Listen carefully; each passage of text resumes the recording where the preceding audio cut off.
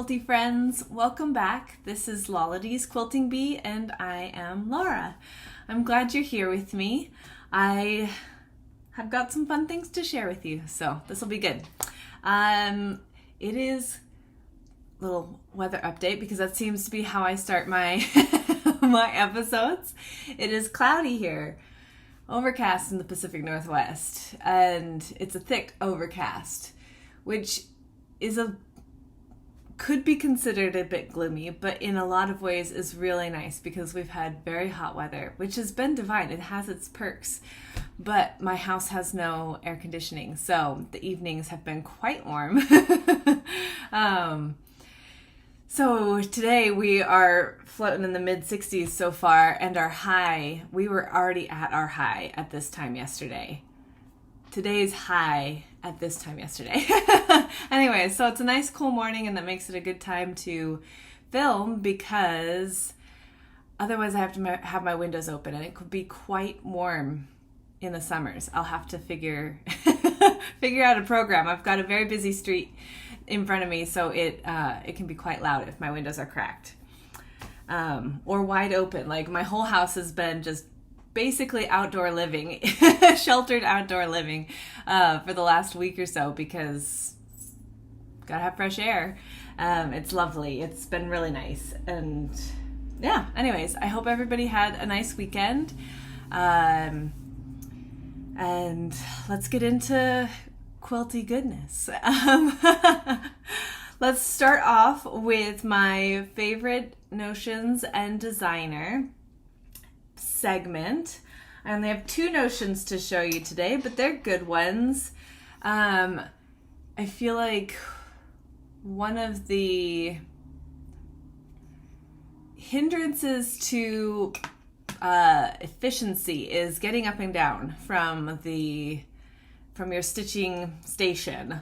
So I don't know if you can see, but I've got my sewing machine and then I've got my ironing board, which is over there. And it's not like it's that far to walk, but you can only chain piece so many things together before you've got to press them. And so today we're going to talk about pressing tools, and like I said, I only have two. This one is a no-name wooden finger press, and if you've not used one before, here, I think I have a piece here. How can I do this?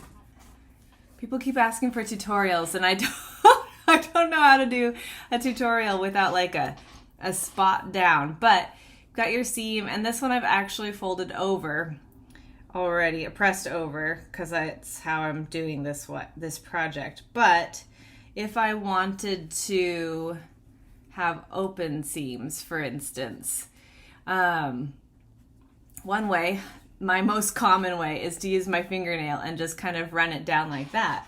But if you want to save your fingernails, because that's not great for them, these are lovely, and you just apply a little pressure down that seam. Ideally not with it hanging so you don't stretch it out, but that you can already see it's holding open, whereas the other ones that are pressed are closed. And that's great. I've had this one for years. My grandmother gave it to me, I mean, probably well over a decade ago. They last forever, and there are a lot of iterations of this style thing. There is actually a little subtle dip right there for your finger to go in, just so you can get the pressure applied. Anyway, these are great. I have two of them now, and it's just a regular in my sewing room. But my most recent version of that is Violet. Yeah, I often read this Violent Craft. I don't know why. We don't want violent crafts. But I just picked this up a few weeks ago, and I've seen them used on Instagram and various places, and I always thought, oh, that looks cool, but I have my other one. Like, why do I have a wooden seam press. I don't need anything else. This does the job. But, I was feeling splurgy, and it was sitting right there, and so I impulse bought one. This thing is slick, you guys. It's lovely. You can get the pressure on it still. I'll try to do one more here. Get it just a little bit open. But what's nice is because with the roll, you don't have the potential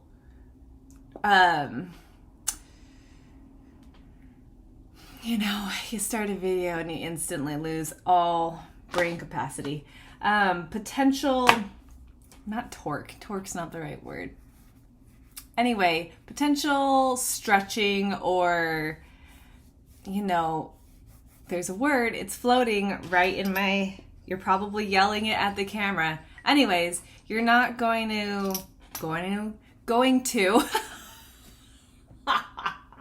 all right, we're just going to start over. Oh my goodness. You're not going to, in theory, you're not going to really tweak or alter your seam or the integrity of your little squares because quilting is math, right? And so if it's tweaked or, you know what I'm saying. Anyways, I like it. I'm totally sold. So it sits there, right, with my other one, and I have this little jar of my basics, and there they live. And it's awesome. So if you, and I still, okay, caveats, asterisk, star down at the bottom, I still use my iron. I press all of my pieces before any major assembly, but for just like, I'm chain piecing these, and then I would be making rows of 3 in this block, because it's ultimately a 9 patch. Until probably with this one, until I'm ready to assemble my final 3 rows, I would just use my little wooden presses, and it's excellent. It works really well. Anyways, so there you go. A little disjointed, but those are the tools of the day. I do have an iron, obviously. I've got an ironing board. I will say I buy cheapo irons. My current iron costs $12 at Target. It's like a Black & Decker basic. It doesn't even turn itself off. It has no auto timer or anything. My last one did, but it costs twice as much. I have used some very lovely, expensive irons in the past. My grandmother had like a $400 setup, extremely expensive, and I've used some really nice, with the auto shut-offs and steam and whatnot. And I have found that while they have their advantages, and I'm not an iron expert, so don't come at me, please. But I just don't find it necessary for most of what I do to have the expensive iron. What do you need? You need it to be hot. You need it to press. I have a steam setting on it, so I can steam if I'm doing something like pressing a shirt or something. But for my quilting, I don't use steam because that can cause warping. Warping! That's the word I was trying to come up with. See, it was floating there on the edge of conscious thought. All right, huzzah. Anyways, if you use steam while you're pressing, especially little pieces, these are not pre-washed. I don't pre-wash my fabrics, so you can get shrinkage and warping. And anyways, that's a whole nother thing, a whole nother conversation, is pressing things versus ironing things. But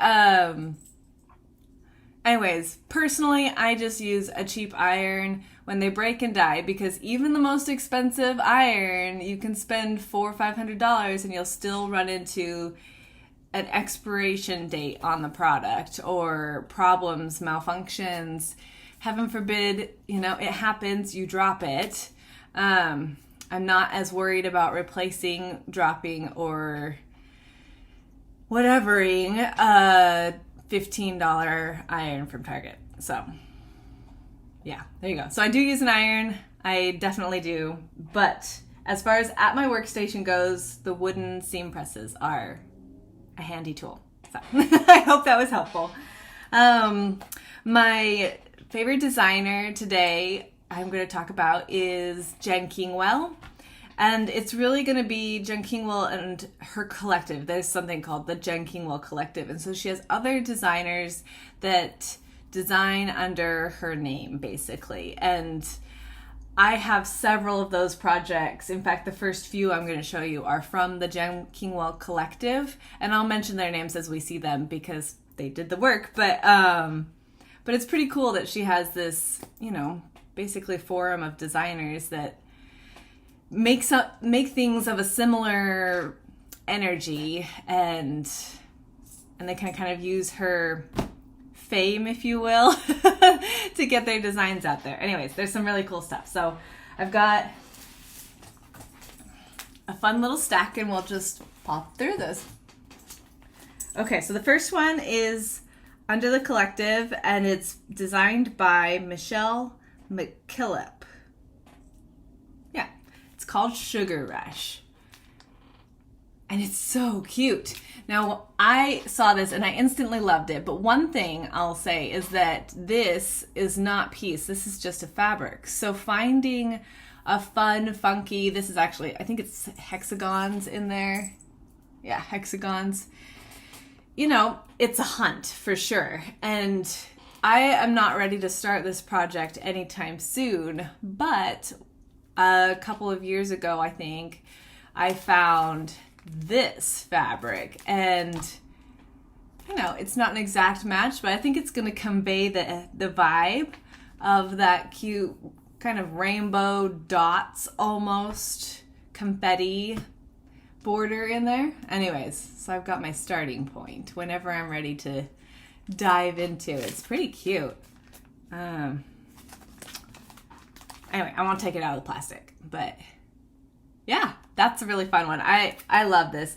And often we'll find with these patterns, there's a combination of traditional piecing and applique or template piecing, or, you know, she doesn't limit herself to one style of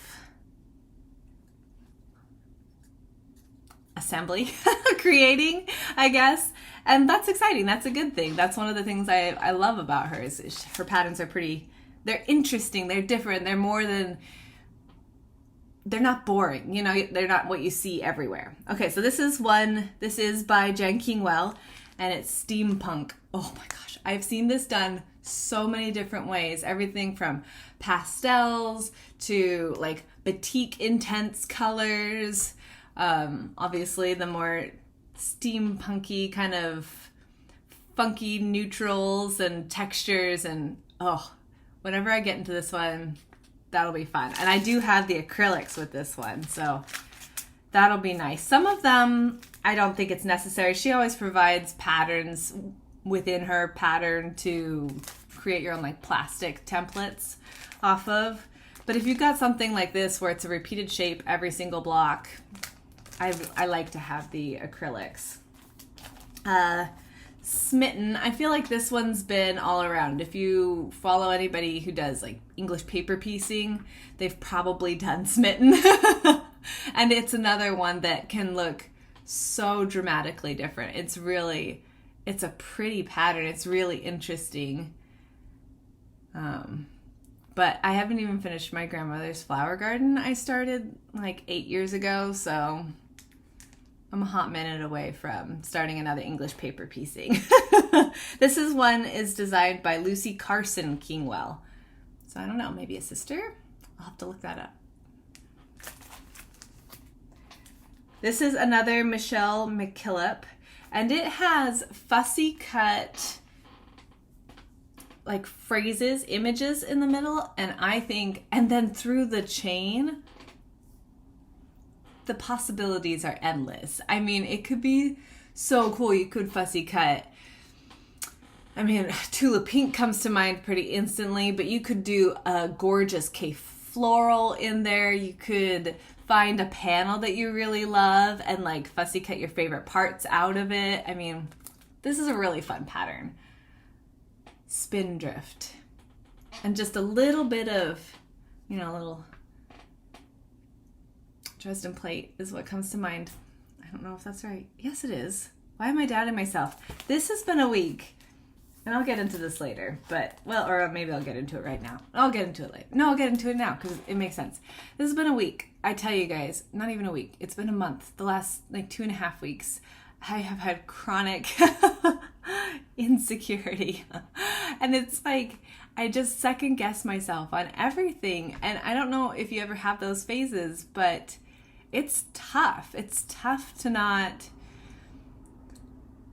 have confidence in what you're doing. And I have insecurities and anxieties about a lot of things and a lot of facets of life, but I almost never have them in my creative process. I am pretty much go with it. Like, I trust myself, I trust my knowledge base, and I just go with it. And that has not been the case for the last couple of weeks. And that has been really extraordinarily difficult to have my one solid, secure part of my life be kind of rocked.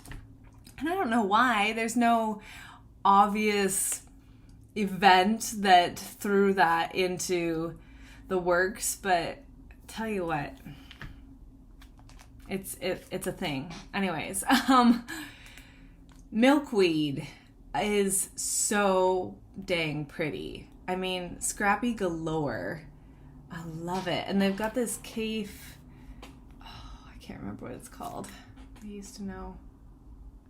In the border anyways, but it blends in just kind of, I don't know, it makes me think of a garden. I love this one. This one's also by Michelle McKillop under the Jen Kingwell Designs Collective. There's that. Okay, so that's all my little patterns, and then I have most, not all, but a good chunk of her books. So Long Time Gone, we know it's falling apart because I've been working on it for years. But here is what the quilt can look like. Again, her quilts. I saw one where they'd done like an ombre rainbow through all the blocks. That must have taken so much planning to get the colors to be in the right place to create that. It was gorgeous. It was absolutely spectacular. Mine has a completely different palette than both of those, but it will be good. In fact, I was thinking about this today, thinking I should probably, I've got it hanging on my design wall, kind of in the corner where you can't see. I should work on getting those dang pineapple blocks done so I can start, drawing this one to a close. It's been going for a long time. It'll be really gorgeous, but I'm kind of ready to move on to others. I have so many of her projects that I want to work on, but you can only have so many Jen Kingwells going at a time, and I think I have 3. Yeah. Baker's Dozen is one of the ones I want to start. I have it all kitted up. I did that a couple of months ago, and it's going to be gorgeous. I'm doing it in 1800s reproductions, but I want to keep the palette very similar, like the color placement. It's just going to be 1800s instead of whatever scraps she fell in love with or used. Anyways, I love this one. This one here is the full quilt. It's just so interesting and textured, and it has a very traditional feel, but then that funky Jen Kingwell vibe to it. Love it, love it, love it. This one, I have to be careful because I actually have started pulling things together for it. Green Tea and Sweet Beans, Jen Kingwell. Oh gosh. I adore this. This one is just sparkly, happy joy, like all the good things. I really love this one, but you can tell it's a combination. We've got applique and probably some templates in there and traditional piecing, English paper piecing through there. So it's not it'll take some attention once I actually do start it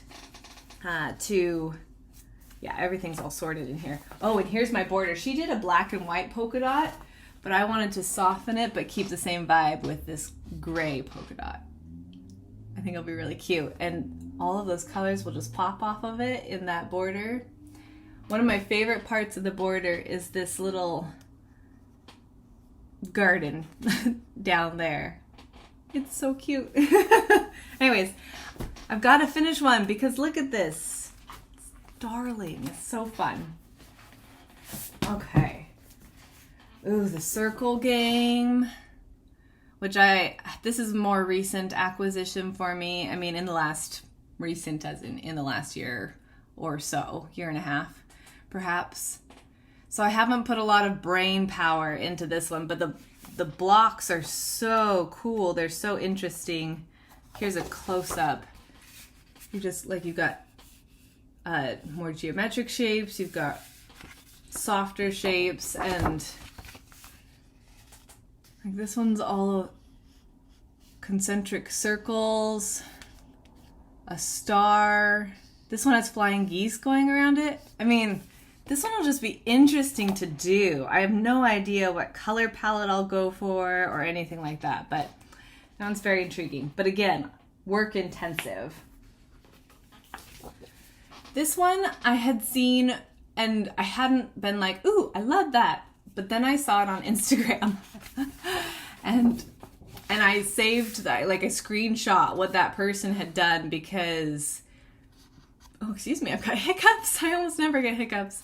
It was so gorgeous. And just, I think her colors were a little less, not that these are dull colors by any means, but they were a little bit on the clearer side of colors, if that makes sense.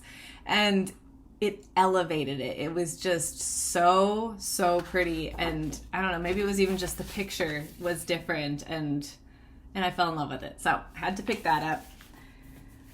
That one feels like it'll go a lot faster. I mean, within the Jen Kingwell world of fast and slow, it feels like it will move along more quickly than perhaps some of her others will.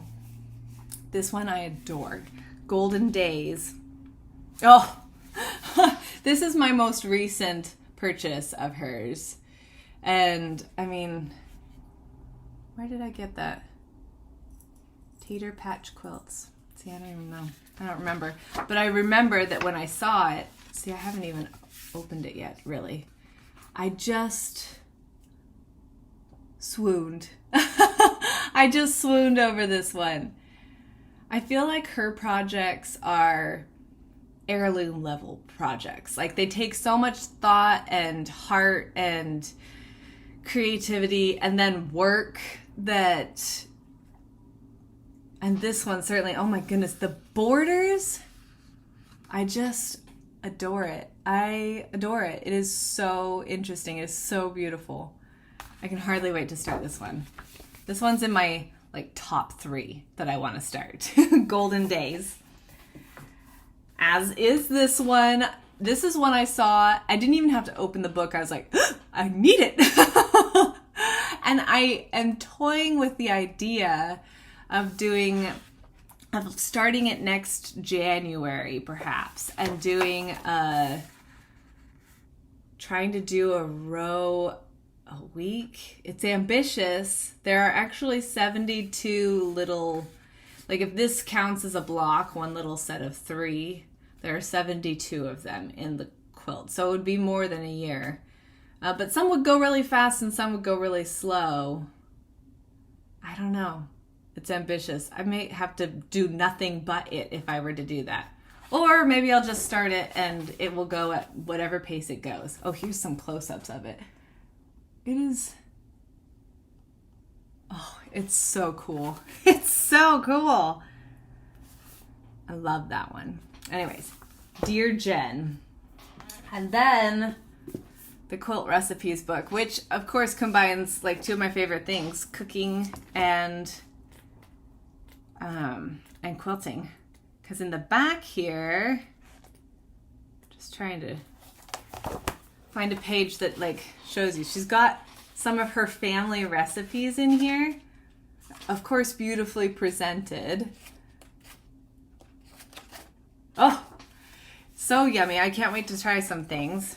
But the quilts, let's see if I can find a good quilt without sharing pattern. The quilts are gorgeous too. Yeah, that's just the requirements. And I love Winky Stars. I love the cover one. I mean, there isn't one that I don't like in here, honestly. Again, she uses really interesting shapes and colors, and oh, I love it. I love her stuff. This one. Ha! That's amazing. That is amazing. And then the cover quilt, of course, is so beautiful. I think I would even do it as close to as I see it as well, like at least color palette wise. I love it. And I love the use of more linear geometric prints in with everything, because she's also got florals in there, and something about throwing those hard lines in with the soft curves and florally, flowery shapes it's satisfying to me. Anyways, Jen Kingwell, she's awesome. Yeah, and clearly I have one or two of her designs. Okay, just set those down there for now. Yeah, so that was fun. Thank you for indulging me. I hope you saw something you liked and that inspired you. Okay, let's look into what I worked on this week. So I wanted to work on Fab Farm, and I had a couple of smalls, and then my strawberry quilt I wanted to get some work on. And I did work on, I touched everything. I made some really good progress on some things. Well, actually, I made good progress on everything. So my strawberries will start there because it's not really much to show other than that I cut the entire thing out and it took me almost a week. So this is the project, Mod Strawberries by So Kind of Wonderful. And I have changed I've richened the palette a bit. My greens are more green, and then my reds are deeper and more saturated.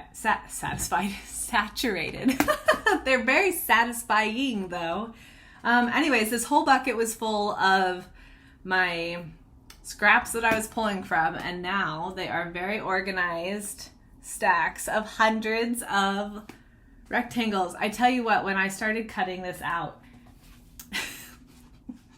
I didn't quite know what I was getting into when I said I wanted to cut it out this month. But I persevered. I turned on some Discovery Channel and and cut out all these shapes. And this will be an interesting one. So it uses the So Kind of Wonderful Creative Curves mini ruler. Where's the solid side? There we go. One of the sides has like a soft grid pattern on it. Is that facing the right way? Yeah. I've used the full-size this full-size quick curve ruler before in the Mod Rings, I think is what it's called, which is like modern wedding ring. It's a modern take on a traditional wedding ring quilt. And it was slick. It was really fun. It's really fun to do. So I was excited to see another project and a totally different use of the ruler. Though this is the mini, not the full size. There are two sizes. So if you are going to buy for this, make sure you get the mini because the big one will be too soft to curve. It won't work for this. And I'll just do a quick flash of what goes on in here because these blocks are intense. What? I think it's going to take, brain power to stitch on this. So once I got it cut out, it was sometime early last week, and I was like, okay, I'm not going to do anything more. I'm just going to stack them up and put it away for a minute. But I would like to try to make a strawberry this month. So it's ready to go whenever I'm ready to stitch on it. And that feels really good. It got a lot of scraps back in my stash that I can now pull from, and this is all cut out and ready to go. And so yeah, that was good.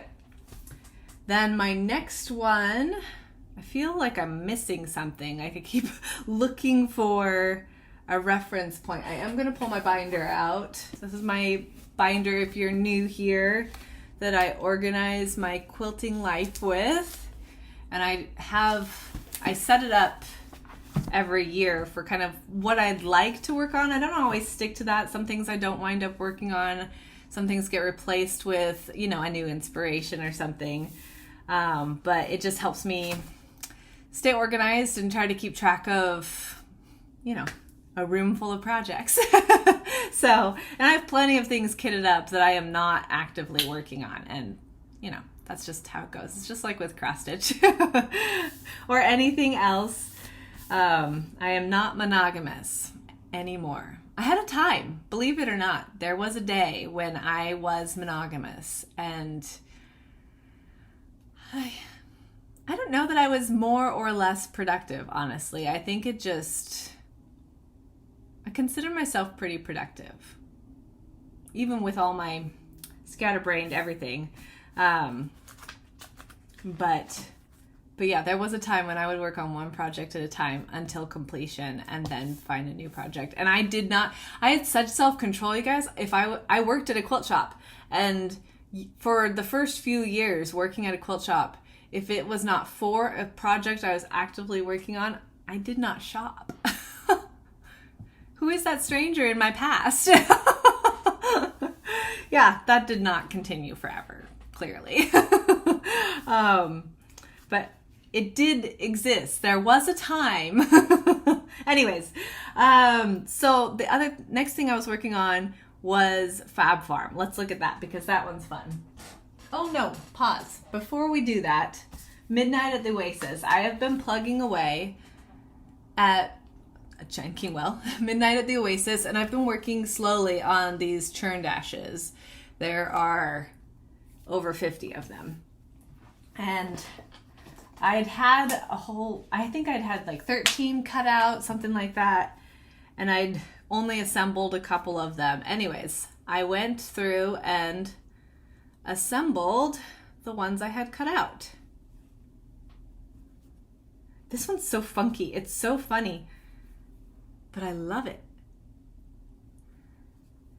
It's been a long time since I'd cut them out, so I actually wound up swapping some of the centers on them because, you know, I started piecing them, and it's just something it felt right to mix them up a little bit. Anyways, they're really fun. I think these are down to the 3 I had done already. There we go. Yeah. So those are fun. I need to, at some point, have another, sit down with my box of all of these fabrics that I'm using for it. They are all Jen Kingwell prints. And I lost all my brain function again. Anyways, cut out another set of 10 or 15 or 20 of them at some point so that I can keep making progress on this one. Yeah, so that's good. That feels really good because they've been sitting out for literal months on my table, haunting the room, like, do this, and I kept ignoring them or casting them aside. So it feels good to have those done and to be able to think about moving forward with that one. I don't know if I'll do that one first or if I'll go on to the pineapples with Midnight at the Oasis. This is long time gone, excuse me. I don't know which one I'll work on first. It will be a surprise. We'll have to wait and see. Okay, now on to Fab Farm. So this is Fab Farm by Elizabeth Hartman, who I featured in my last video. And I mean, I love her designs. In fact, I have another pattern on order. I think it will come tomorrow. That's exciting. And yeah, that one will be really fun. I'll have to show it in the next video. Anyways, it's super cute. Just absolutely delightful little farm animals. And I had it all kitted up last time we chatted. And I've made 4 blocks. So my goal was to get the strawberries done. But the strawberries live, and there are strings everywhere. These have not been picked clean yet. So please forgive that. But I've got my board out here just to support them because they're big. But the strawberries live with the horses. So it was a natural. And I finished, honestly, the strawberries were done in an afternoon. And so it was, oh my goodness. I'm gonna have to pull that out. That is the wrong color square there. That's hilarious and sad. Dang it. Sometimes it takes getting a little distance from a block, I guess. All right, so the first human moment has arrived. That's supposed to be this color. Anyways, horses. I've made 4. I'll just show you the horses now. I don't think any of the others have that flaw. This one actually gives me a tickle because they're sheep on the horse. I don't know why that's funny to me. And this one felt very much like a nod to like cowboy horses. I don't know. And this one has apples on it because apples, like horses like apples, right? This is the way my brain works. This might be my favorite horse. Well, I don't know. I can't decide. They're all cute. Oh my goodness. This is the first one I did. These blocks are amazing because, not my work is amazing, but that sounded weird. But there are, I think, 27 pieces in the head.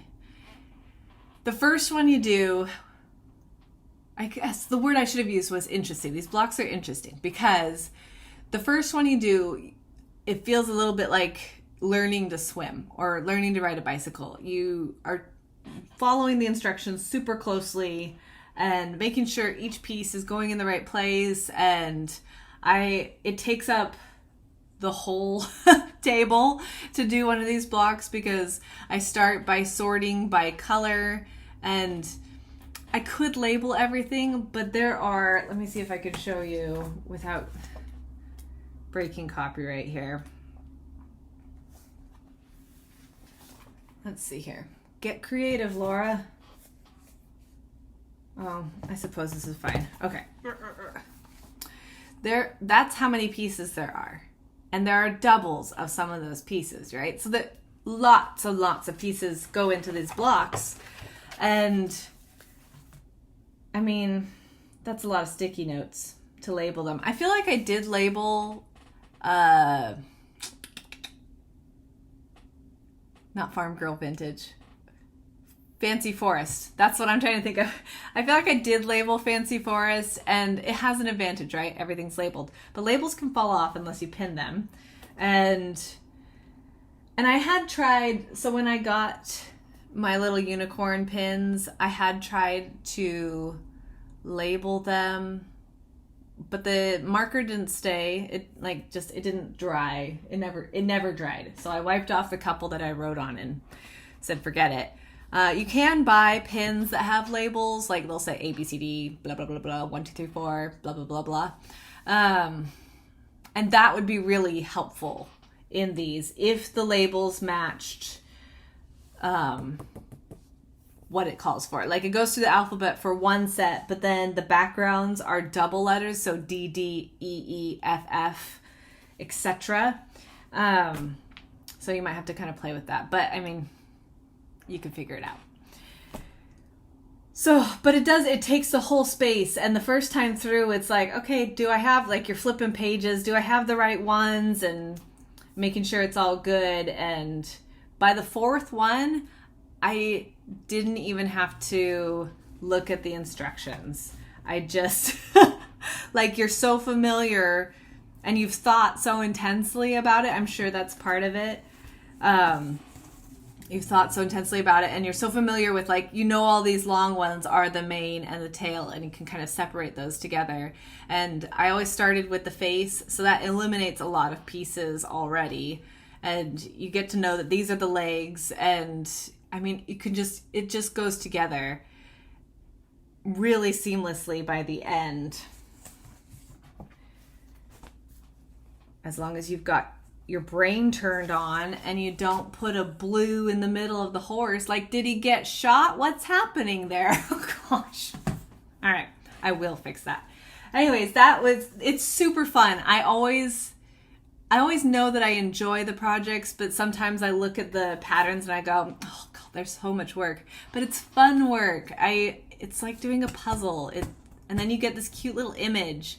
You know, a lot of the traditional quilts are stars, variations on stars, and they're gorgeous. I have a whole episode in my head, not episode, but like featured patterns section in my head of my favorite star patterns. And because I'm drawn to stars, I love the shapes. So not knocking the traditional by any means, but there's something fun about having an actual image, a motif at the end that, you know, it's fun. It's fun. It's supposed to be fun. Anyway, so those are my horses. I'm very happy with that. The next animal in the book, because I'm stitching through them in order, is the goats. And the one after that, I was kind of thinking, okay, what's my goal for this month? I will be gone all of next week and a little bit beyond camping. So let's be realistic here.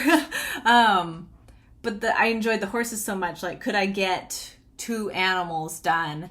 And the next one after the goats is the cow, which is another large, lots of pieces in play. So I think my goal will just be the goats this month.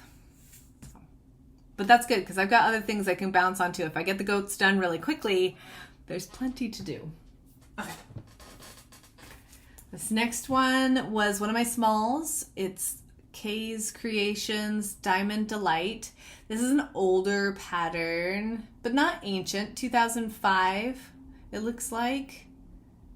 But I don't know if it's currently in distribution or anything like that. It's one that was given to me, so. And I've lost its bag somewhere. But that's okay.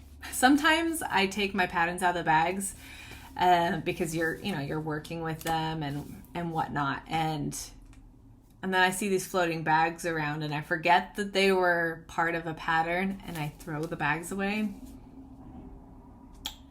Not my smartest moments, but it does happen.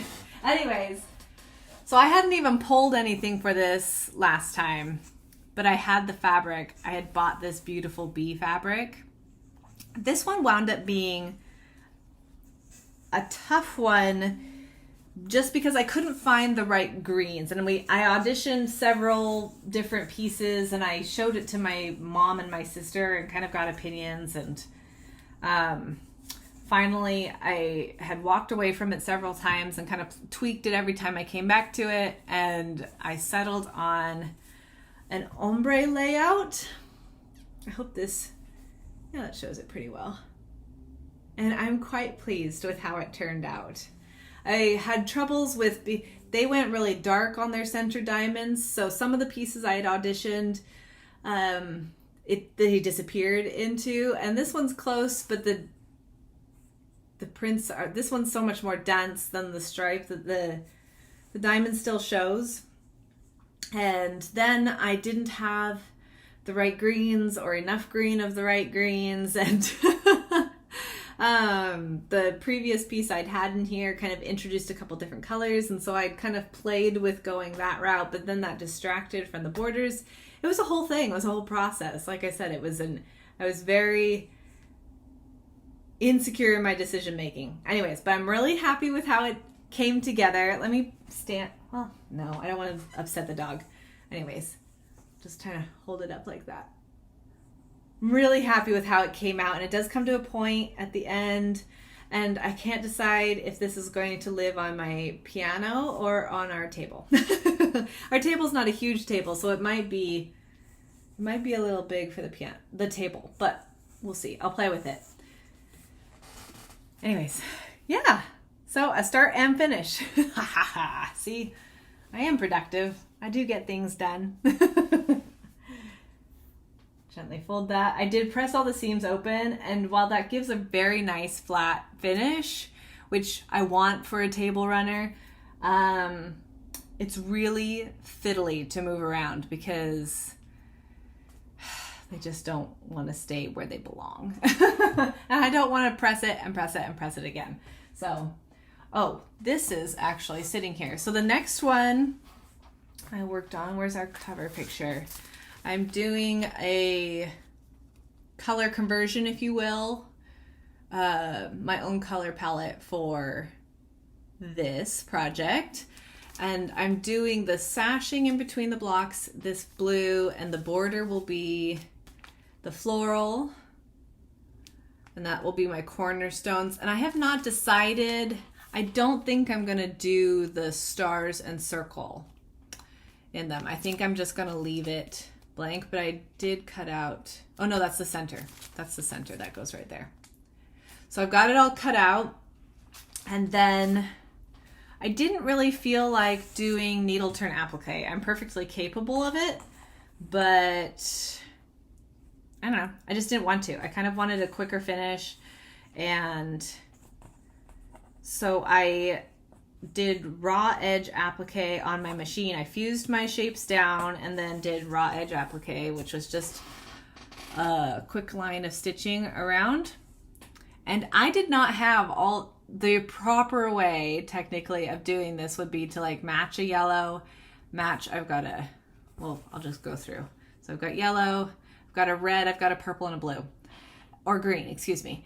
And so I should have matched the threads in theory, but I didn't have the right colors of threads. That's all the thread I had back there.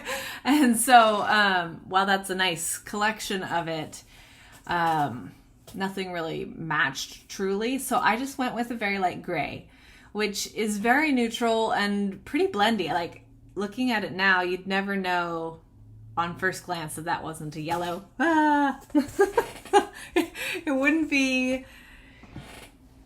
It would not be my page my channel if I was not dropping things everywhere and stumbling over words. All right. Anyways, I think it works. So I'm happy with that. I've got those all sewn down now. All I have left before I can start assembling them in the quilt is a little bit of embroidery, or applique, excuse me, wool applique. So I've chosen wool accents with my cotton. And I think that's fun. It add a little bit of texture, and it's going on the wall, so it's perfect application for it.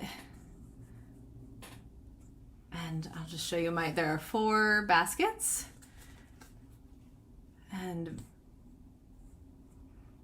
yeah, they're really cute. So they'll stitch up really quickly.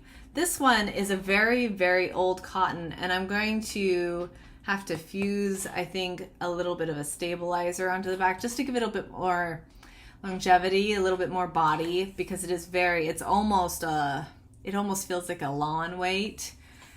But it's just a very old scrap I had, and I loved it, but anyway, so a little bit of wool applique to do. It goes really quickly. I just have to sacrifice some cross stitch time to make that happen. That is honestly one of my biggest challenges. I love to applique, I love to embroider, but I'm so deep into loving cross stitch right now that sacrificing any of my stitching time, which especially like this last month has been harder to find.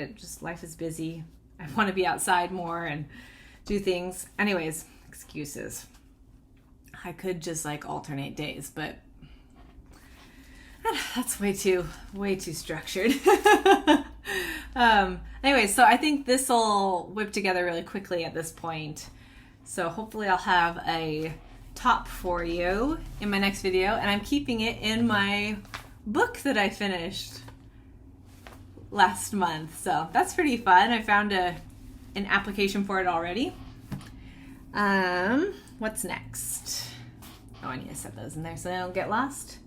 Okay, the last thing I worked on was, other than pulling some fabric for a project, which I'll show you, that's a whole color dilemma. So let me do a little preamble on this one. So this was, do I have the pattern? Uh-oh. I don't know where the original pattern is. It was here, I swear it was.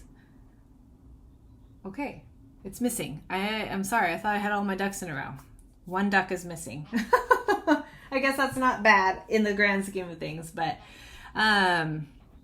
it's an older pattern that hung on my grandma's wall. I kind of talked about it in my last video, and I wanted to do a more modern take on it, kind of put my own flavor into it. And so I pulled this palette and I loved it.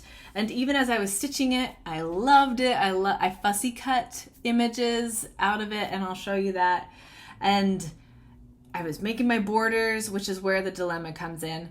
And I loved it as I was stitching it. And then I hung it on this shelf, just kind of draped it over the edge so I could step back from it.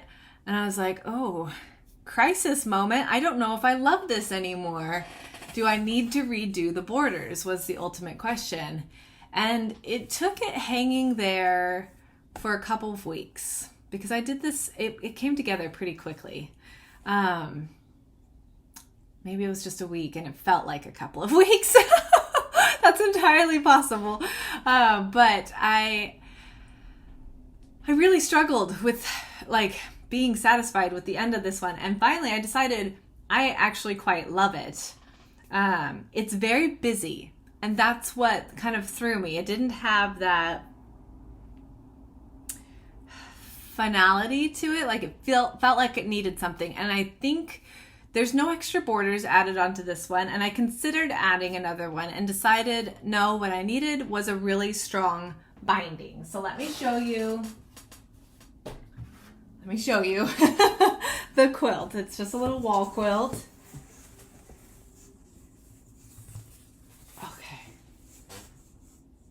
All right, is this gonna, I don't think that helps at all. It's too big. Let me scoot back here. So here it is. It's really cute. And it looked like in the original that they did have a larger floral print here, and they'd kind of picked their palette off of that.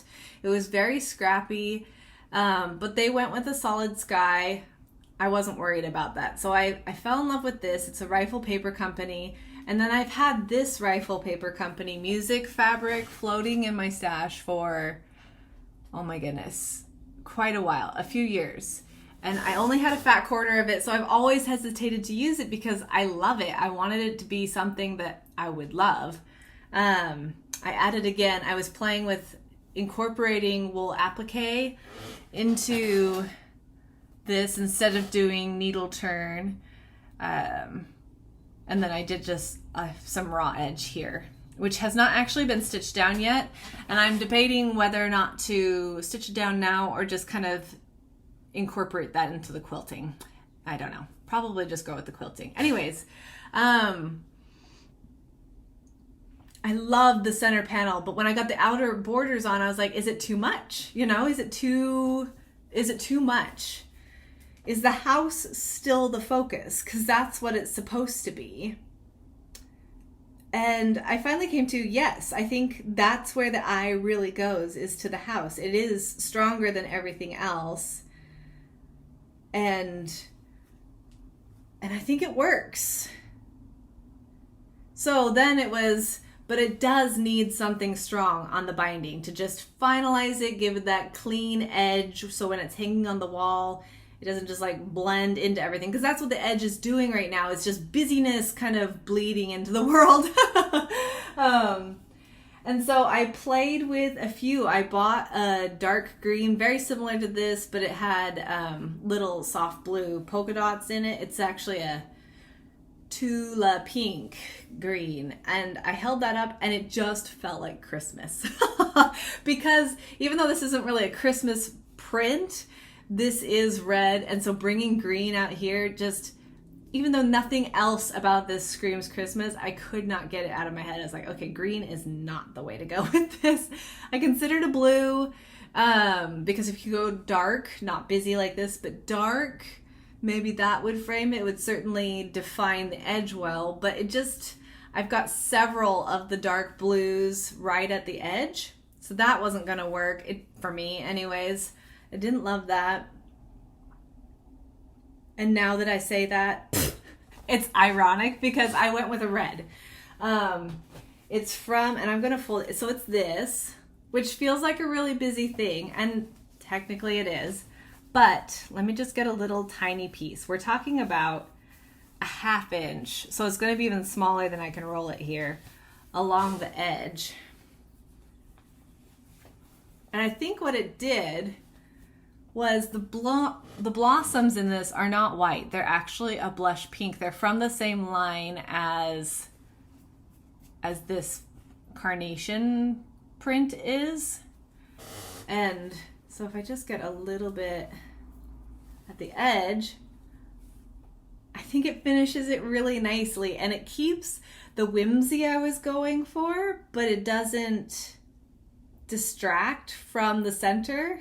Anyways, I think what it needs to be quilted and bound is what it needs. I think it actually all still works, and I'm quite excited to get it quilted, because it is very happy. And the details, oh my gosh, the details are so fun. So this block has the definition of embroidery in it. Obligatory unicorn. What else did I fussy cut? We've got a sunshine and a bunny rabbit and strawberries, another sunshine, a pink bloom right in the middle there. I mean, it's fun. I had another definition somewhere. Where was it? Oh, here it is. Pattern. Anyways, it's fun. I'm happy with it. I've decided that I'm very happy with it. It was just one of those, insecurity moments. And this one really threw me for a loop. I finished it pretty quickly too. Around the same time I did the strawberries. So within days of the last video. And it hung there really until the end of last week. Before I was like, okay, yeah, this works for me. Just had to wrap my brain around everything. Trust myself again. Anyways, yeah, I think it'll be really fun. It'll be good. I'm excited to get that one finished. I'm excited to get both of those smalls, all 3 of those smalls finished, because they'll just be little fun things to accent my home for the next few months as we're in these bright, sunny months. Yeah, so that's what I did. A lot, right? Yeah. See? It's all good. Very little haul. I mentioned in the last video that I had a pre-order due to come from Fat Quarter Shop for the new Tula Pinks, and I did half yards. I waited to open these with you guys. They're still in the original bindings here, packagings. I did a half yard of each of the focal prints, because that's really what drew me in about this line. So I've got the lions in blue, which are gorgeous. Hippos. And with those cranes or herons. Oh, I love them. They're so cute. Poking out of the water. Got it in pink, which is quite intense in person. These are a lot brighter in person than they're showing in the camera. This one I showed last time because I've actually purchased another piece of it because it is so good. I have to make a project bag or something else with it. Look at those handsome Mufasa lions. So good. Here are the... Oh, he's upside down. Giraffes? Oh, he's funny. I haven't actually looked through this. This is the other one that I also bought another piece of before my pre-order got here because it's beautiful. And I'm glad that I got the pre-order because I love it in the pink too. They didn't have that at my shop. I don't know if it had sold out already or... And then I like this colorway of the giraffes best, I think. Pretty fun. Anyway, so those will now go down into my 2 Low 100 blocks box. That's a tongue twister. And they will await the start of that project. So I'm getting to the point where I'm feeling more ready. Somebody said in the comments last time that they thought there might be another line coming out in the early fall from her. So I might just focus on some of my already kitted things through the summer and wait to see if that comes before I dive into the 100 blocks. It would be a fun, like through the dark days of winter project because it's so bright and happy. Her colors are just fantastic. And then while I was in the shop getting a green for my runner because I had none of the right greens, I also picked up a couple fat quarters because I was there on a Friday and they do a special. And is this not one of the most spectacular reds you've ever seen? I mean, it could be a batik. It's so intense and gorgeous and I don't know. It might have to be a watermelon or something. It's just so beautiful. And then I got these hilarious chickens. I don't know what I'm going to use it in, but look at this one. That's pretty much how I feel like every day around 4 o'clock right now. They're so cute. This little one looks like she's dancing. Oh my goodness. Adorable. This one looking in between her legs. Okay. And then I have a couple ongoing Halloween projects in fairly traditional colors. And these little ghosts just tickle my fancy. And this is part of the same line. I love the moons, but I felt like from a distance, some of these flowers almost looked like witches' hats too. So I had to grab that. And then I saw, I was watching Laurel, I Am a Stitch Nerd, and she just did, I have it right here, because I was going to do a summer version, a hexie pillow. I've already done two rainbow pillows that I love, and I showed those in, I think, my first Quilting Bee video when I did my trunk show. So fun to do. I mean, they're no-sew hexagons. You can't get much easier than that. It's excellent. Super fun, very satisfying, and super versatile. So Laurel did hers in like Zen chic, black and whites and grays. Classy, beautiful, well done. They turned out so good. It turned out good, so good. I think she just did one pillow. But when I saw this cute little, it's called, upside down, Spellbound by Sweetfire Road from Moda. Can I get it to focus on that instead of my face? I instantly thought, oh my goodness, Halloween hexie pillow. It would be the cutest. So it's the same line that these two fat quarters came from. These are both spellbound as well. Yeah, I think that'd be super fun. So I will probably have a few hexie pillows in my future. Super fun, super cute. Yeah, that's all my haul. It's not much. I was very controlled, and so, you know, a few fat quarters and then my pre-order, which was just impending anyways. So yeah, I kind of talked a little bit about my plans as we were going through what I worked on, because it just kind of worked that way. So my 4 goats, I want to start on the strawberries. I want to quilt at least the two smalls that I have the tops done now, potentially the third one. Because once you have everything set up to quilt, it's natural to be like, okay, what else do I have to do? Like, before I take everything down, let's do another one. So potentially quilting this month, like legit quilting, not just piecing, which could be very exciting. I haven't done it in over a year, so it's always a little intimidating to step back into, because you kind of have to have like a warm up to get your head space right. But yeah, I think that could be really fun. Potentially another one in there while everything's set up, but I'm not going to say it just in case it didn't happen. Because like I said, I will be gone for at least a third of the time between quilting videos. That came out really slowly. Anyways, let's take a drink. Gotta stay hydrated. I just have water today because it's been hot and all I want is water.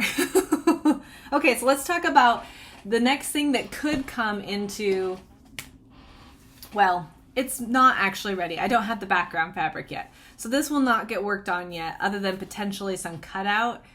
But honestly, that probably won't even happen either. I'm getting warm. It must be warming up outside.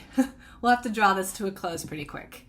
That's okay. I'm just about ready to end things. So we'll talk about a couple more things, and then I'll get out of my warm, airless room. My cheeks are getting all rosy. Okay, so I had showed a couple months ago, I was flirting with the idea of starting, it's actually still over here, a Tilda project that I have fully kitted. Bird pond. I have the background and everything. Like, this one's ready to go. But it's very springy, and my brain with this 90+ degree weather is turning towards summer at a rapid pace. Especially, it's that time of year where school's drawing to a close. Not that I've been in school for decades, more than a decade, almost two. But like, school, it's still that time. Like, everybody's getting excited for summer, we've got vacations getting planned, camping trips, and the weather gets hot, and it's just that time of year where you start kind of moving on to the next place. So I think I've kind of missed my window for bird pond. I'm not saying it couldn't be worked on, because it's so pretty and it's so happy, and it is ready to go. That's why it's still sitting on my table in a basket, because I'm not quite ready to say, no, it's not going to happen. It is so pretty. But I'm also not quite committed into diving into it, because there's a lot of little pieces in that project. Anyways, that all being said, I was in a Tilda frame of mind, and while I was digging for my Jen Kingwell projects, I found my pattern for the whale quilt, which is very summery. And so I was like, okay, well, let's see if I have enough Tildas to pull together a kit. And Tilda fabric is very interesting, because I had thought originally, oh, I've got big florals, because what is in this? Big florals and dots, really, is what the fabrics are. And then the background. And I was like, that should be super easy to pull together. I've got some dots, like I can pull out together. I've got some Tildas, and I could just incorporate from my stash, which is, a full closet of fabric. There's got to be stuff that will blend with it. But Tilda has a vibe. Her fabric has a vibe. And so it was actually quite difficult to pull together a palette. I did. I have a stack. And it's beautiful. But here's my hesitation.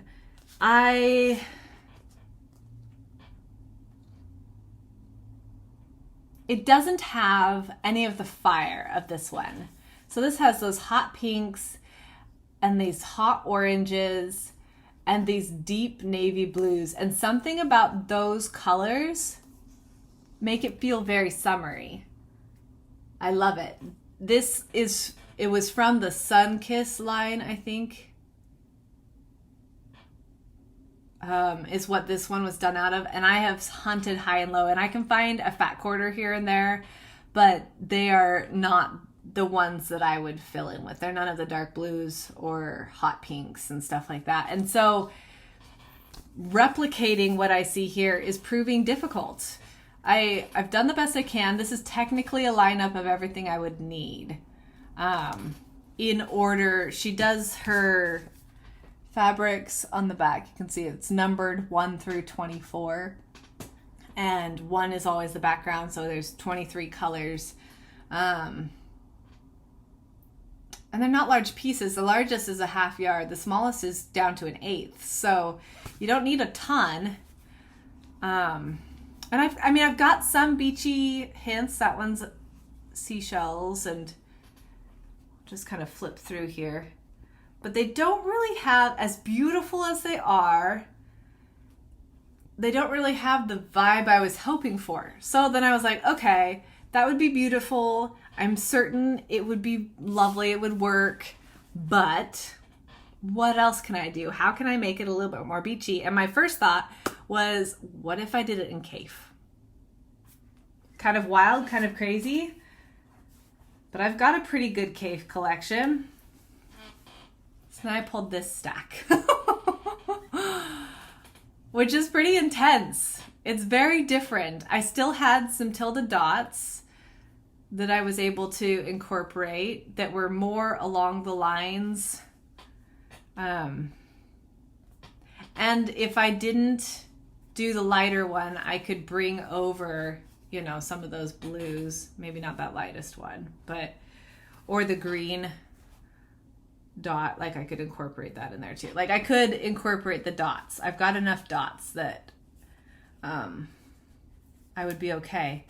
But they're very different, both from each other. And okay, so if I lay them side by side, there they are, my little kit babies. Here's the quilt. So give me your thoughts. Obviously I don't have a background.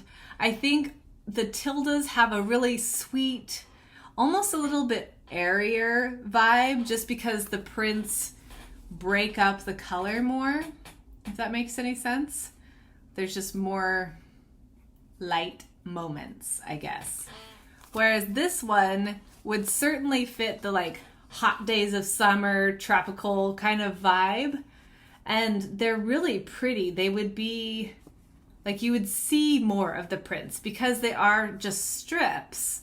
Like this could be a really fun way to showcase some of them. Ah.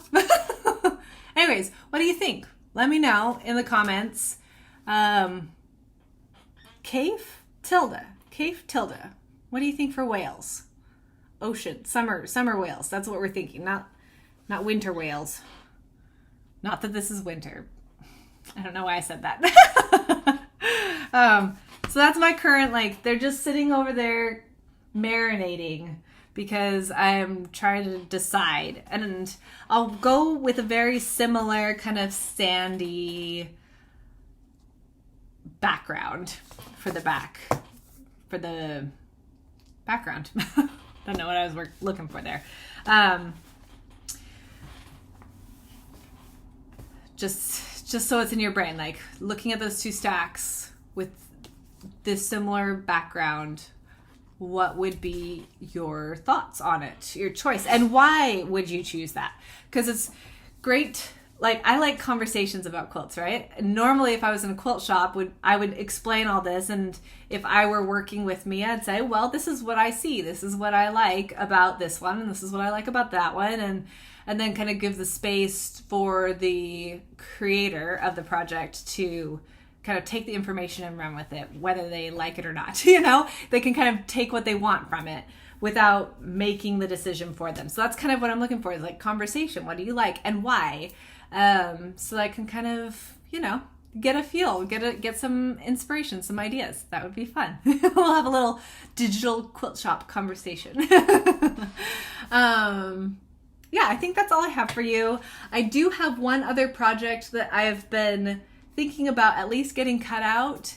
We'll see how I feel. Usually it's a quilt that makes me think of camping and mountains and stuff like that. And so as we come up to this camping trip, I'm like, oh, that would be, I keep thinking about it. Like, it keeps coming into my head. That would be a fun one to work on this summer.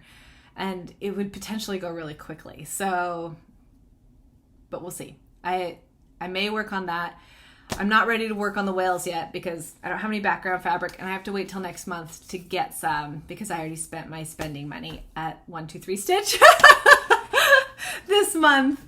And I'm trying to be better about sticking to just being more controlled about my investments here. So, yeah, and I'm doing good. On track, people. We're doing well. Yeah, that's all I've got for you, my friends. That's my stitchy news. Thank you so much for hanging out with me. This has been fun. Fun to kind of catch up on quilty stuff. It's always a different conversation than, I mean, there's a lot of similarities with the cross stitch and, you know, color talk and patterns and designers and stuff.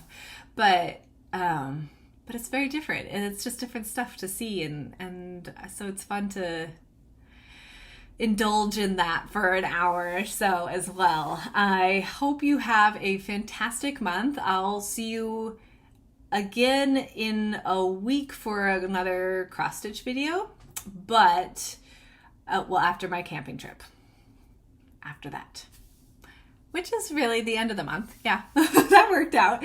I'm getting warm. The sun decided to come out, so it's not overcast anymore, and so it's warming up. Anyway, so yes, I will. My brain melted with the sunshine. I'll be back. That's, I think, what I'm trying to say. I'll be back, but it'll be another month before quilting returns. So we'll see what I can get up to in that time. And I hope you're all well. And I do have a plan for next month. Let's talk applique. I think that would be really fun and kind of look at some of those projects. Summer is the perfect time for applique because they are smaller pieces of things, and you can sit by the pool or under a tree or on your porch or wherever you want with applique. So I think that would be a really fun thing to talk about. And I've got lots of things. So it'll be good. Okay. All right, my friends. Take care of yourselves and happy stitching.